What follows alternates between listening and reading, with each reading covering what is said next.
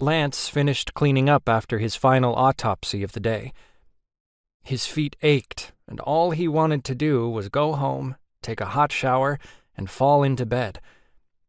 He didn't even have the energy for his nightly walk to the park and back. But those weren't as enjoyable now anyway, since his friend Sel quit going in the evenings to watch her grandchildren play. They still got together for their Friday night dinners, but he missed her during the week. He still had Ray around most nights, but he was always lost in an audiobook, catching up on all the great writing he'd missed over the 100 years since he'd died. Before Lance had introduced him to audiobooks, Ray had tried to read over people's shoulders, but seldom got to finish reading any book doing that. It was funny how big of a part ghosts had become in his life in such a short time. It was only a little over 2 months ago that he'd realized he could see and hear ghosts. He assumed the ability had been triggered by the car accident he'd been in, and the head trauma he'd gone through at the time. Being one of the lead medical examiners, it made for interesting afternoons sometimes, when the ghost of one of the people he was doing an autopsy on stood beside him as he worked. "Headed home?" Carrie asked as he walked into the break room. "Yeah, more than ready to call it a day." He gave his assistant a weak smile. "It was a tough one." "Glad we don't get a lot like today," she agreed. "Tomorrow we'll be back to people dying of old age."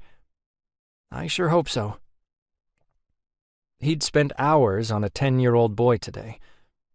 Working on kids was never easy, but it was even worse when you didn't know why the child suddenly died without an obvious reason.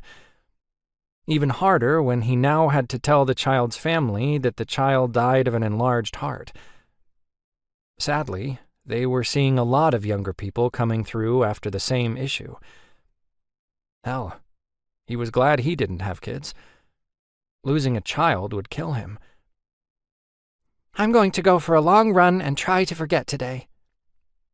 Carrie grabbed her purse out of her locker. She was always running, now training for another marathon she'd run toward the end of the month. "I can't wait to get off my feet. I don't know how you do it." "You get used to it."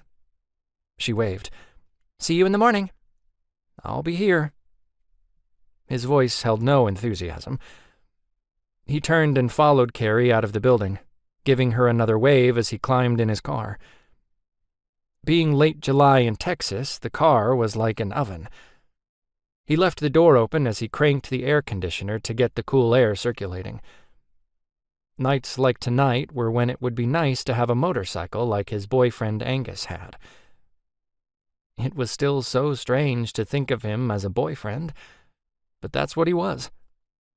They'd been together officially a little over a month now, and while they were taking things very slow, Lance was already half in love with the man. He'd met the detective during an autopsy a few months ago, and that had led them to work together to solve 5 murders in the area,